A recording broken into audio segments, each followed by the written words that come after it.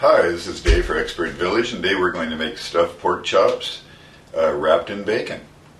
Okay, now to all of our veggies and our sausage and garlic and all.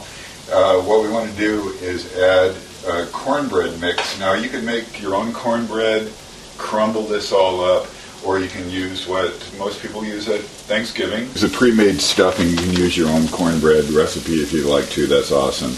But this is what we have here.